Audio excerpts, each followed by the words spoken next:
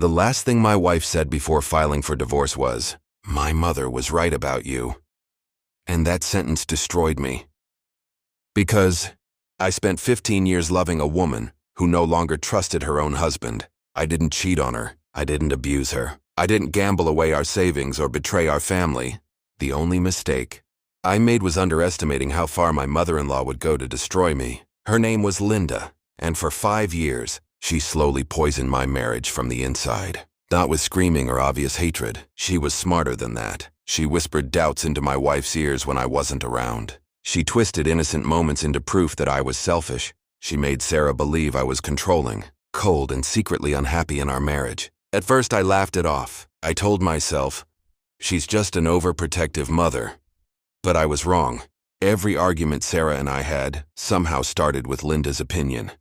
Every disagreement ended with my wife saying, "Mom thinks," or "Mom warned me about this."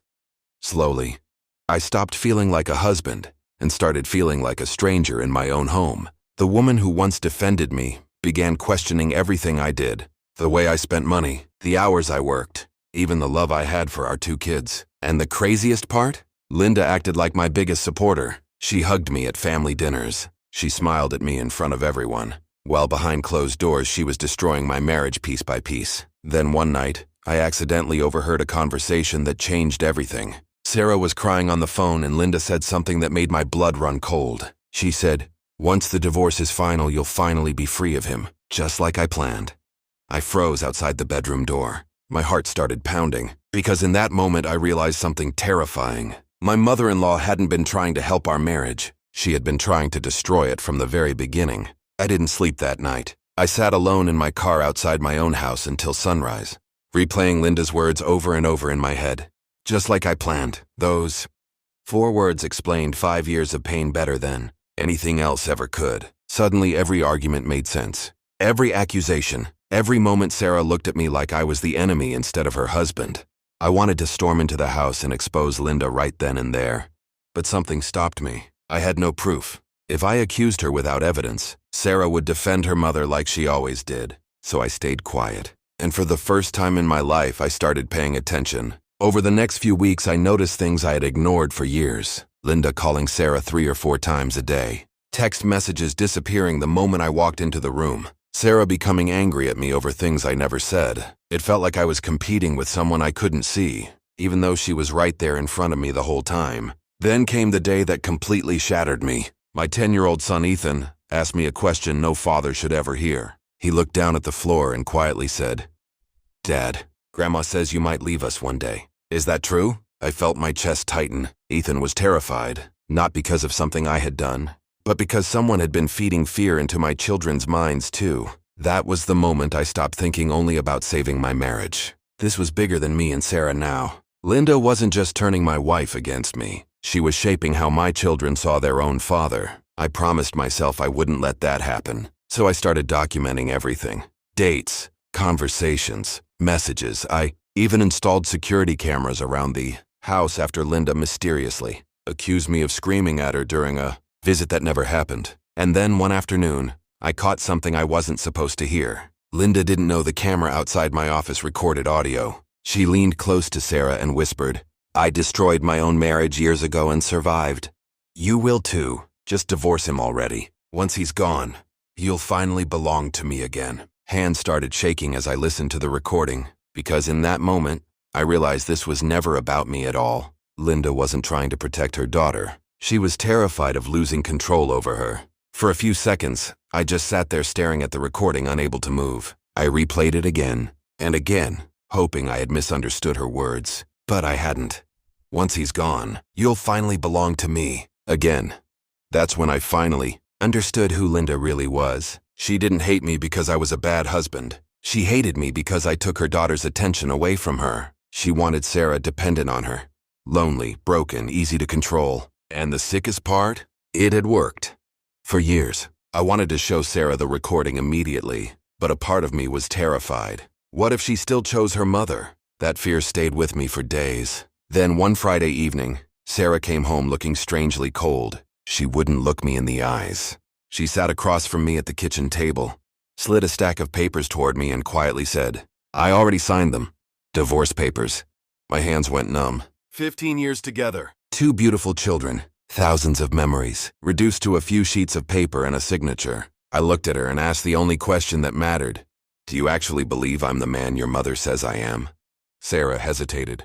Just for a second. But that second destroyed me more than any answer could. Because my wife, the woman who once trusted me with her entire heart, wasn't sure anymore. I signed the papers without another word. Not because I wanted the divorce, but because I realized I was fighting 2 people at once.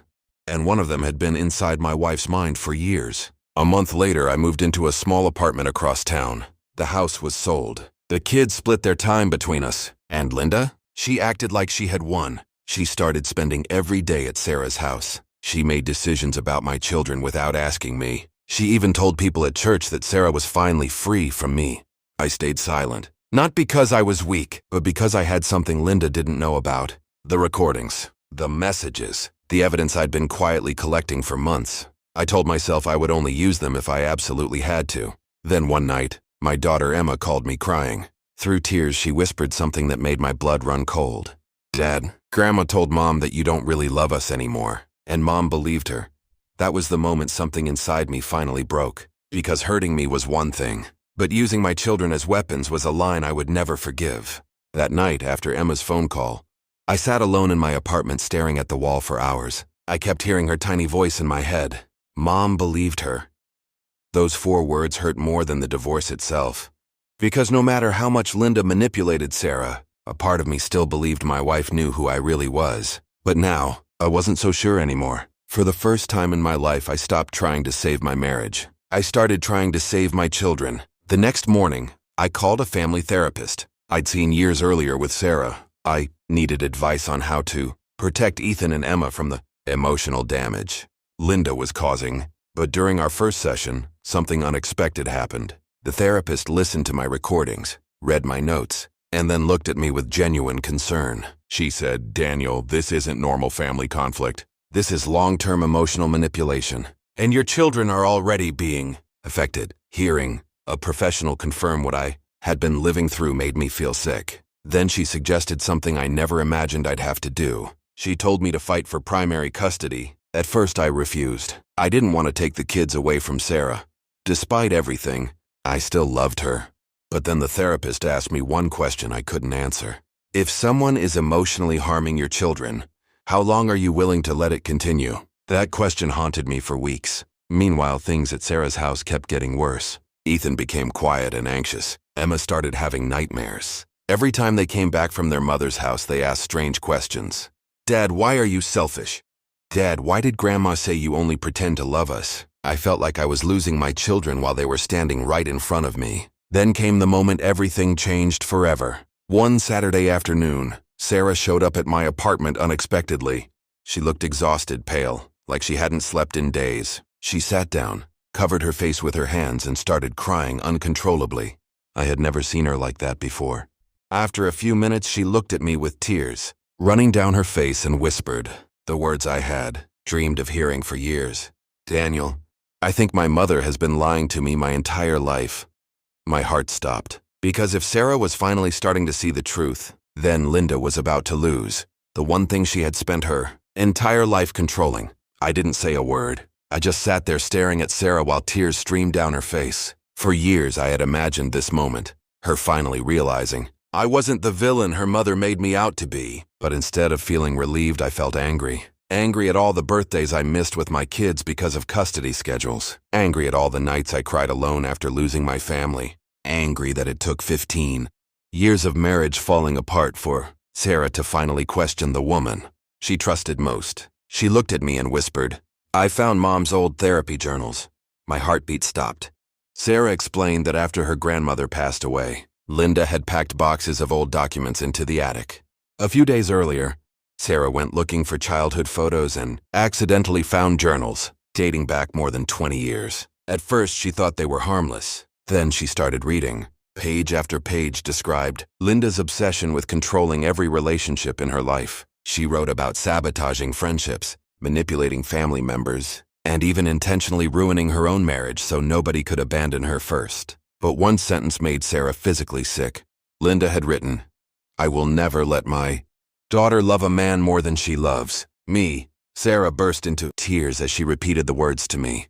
Daniel, all these years she wasn't protecting me from you. She was protecting herself from losing me. I closed my eyes because that sentence explained everything. Every argument, every accusation, every doubt Sarah ever had about me. It had never been our marriage against the world. It had been our marriage against Linda's fear of being alone. But the worst part wasn't even the journals. Sarah told me she confronted Linda the night before, and instead of denying it, Linda smiled. Then she calmly admitted something neither of us was prepared to hear. She told Sarah she had been planting doubts about me since our honeymoon. She admitted she exaggerated stories, twisted conversations, and sometimes completely lied just to keep Sarah emotionally dependent on her. Sarah asked her why, and Linda's answer was terrifying. Because husbands come and go, but mothers are forever.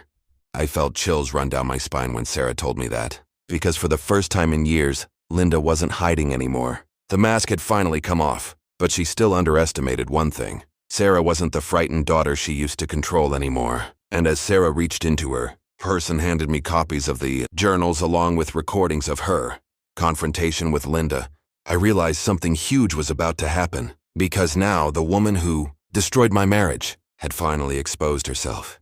With her own words. For a long moment, I just stared at the journals lying on my kitchen table. The woman who spent years pretending to be the perfect mother had written down every ugly truth with her own hands. I thought exposing Linda would make me feel victorious. It didn't, because no amount of proof could give me back the years I lost with Sarah or erase the pain my children had been through. Sarah looked at me with tears in her eyes and said something that broke my heart all over again. I ruined our marriage because I trusted the wrong person. I wanted to tell her everything would be okay. I wanted to hold her and pretend none of this had happened. But some wounds are too deep to heal overnight.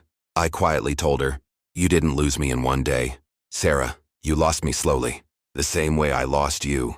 She covered her face and cried harder. It was the first time I saw how much guilt she had been carrying. But while Sarah was finally facing the truth, Linda was refusing to accept reality. The moment Sarah cut off contact, Linda completely lost control. She called dozens of times every day. She showed up outside Sarah's house crying and begging to see the kids. She sent long messages blaming me for turning her daughter against her. But this time, nobody believed her anymore. Not Sarah, not me, and definitely not Ethan and Emma. My children had started therapy months earlier, and little by little they began understanding what had happened. One evening, Emma looked at me and asked, Dad, Grandma lied because she was scared of losing Mom? I hugged her tightly and told her something I wish someone had told Sarah years ago. People who love you don't try to control you. Real love gives you freedom. Sarah heard me say those words and quietly started crying again because she finally understood that what her mother called love had really been fear all along. A few weeks later, Sarah filed for a permanent protection order restricting Linda's contact with the children. She also submitted the journals, recordings, and therapy evaluations as evidence. When the judge reviewed everything, his face grew darker with every page. And then came the moment Linda never imagined would happen. The judge looked directly at her and said, Your need for control has cost you your daughter. And now it has cost you your grandchildren too. Linda burst into tears. But for the first time in her life, nobody rushed to comfort her. Nobody rushed to comfort Linda. Not Sarah, not my children, not even me. She sat there in that courtroom crying uncontrollably while years of manipulation, lies, and emotional abuse finally caught up with her. And strangely enough, I didn't hate her anymore. I was just tired. Tired of the pain. Tired of the anger. Tired of letting the woman who destroyed my marriage continue to control my emotions. As Sarah and I walked out of the courthouse with Ethan and Emma holding our hands, I realized something I hadn't felt in years. Peace. Real peace. Not because everything was fixed. Because it wasn't. The marriage we once had was gone forever. Some betrayals leave scars too deep to completely heal. But for the first time in a very long time, Sarah and I were finally telling each other the truth. We started slowly. Family dinners with the kids. Honest conversations. Therapy sessions together. Not to rebuild the marriage we lost, but to become better parents and better people. And somewhere along the way, forgiveness quietly found its place in our lives. Not all at once. Not magically. But little by little. Sarah once asked me, Do you ever wish you had fought harder for us? I smiled sadly and told her, I fought for us longer than anyone knows. I just couldn't fight the voice in your head that kept telling you I wasn't enough." She cried when I said that because deep down, she knew it was true. As for Linda, she still writes letters sometimes.